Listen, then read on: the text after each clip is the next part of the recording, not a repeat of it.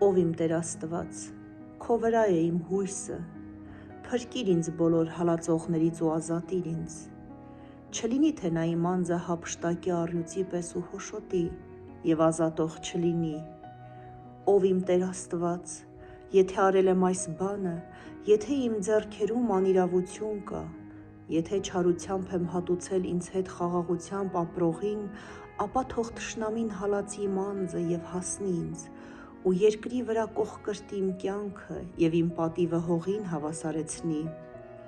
Ելիր ով Տեր, քո բարկությամբ բարձրացիր իմ թշնամիների կատաղության դեմ, հանուն ինձ արթնացիր քո սահմանած դատաստանի համար։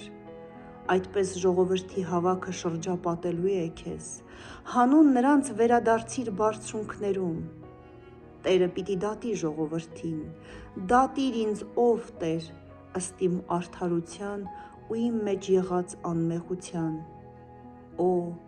թող սպառվի ամբարիշտների չարությունը, իսկ արդարին հաստատիր, քանի որ դու սրտեր ու երիկամունք քննող ես, ով արդար Աստված։ Իմ պաշտպանությունը Աստծուց է, ով փրկում է սրտով ուղիղներին։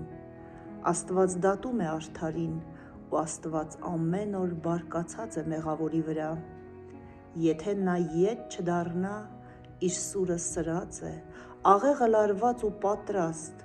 նրա համար պատրաստել է մահվան գործիքները, հալածողների համար իր նետերն է սահմանել։ Ահա անօրինության երկունքի մեջ է նա,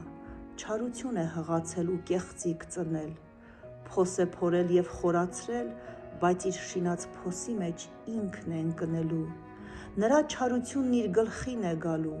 ու նրա չարագործությունն իր գագաթին է իջնելու։ Գոհություն եմ մատուցելու Տիրոջն իր արդարության համեմատ, սաղմոս եմ երգելու Բարձրյալ Տիրոջ անվանը։ Շնորհակալ ենք Տեր, որ դու ես մեր արդար դատավորը և մեր միակ հույսն ու պաշտպանը։ Ամեն։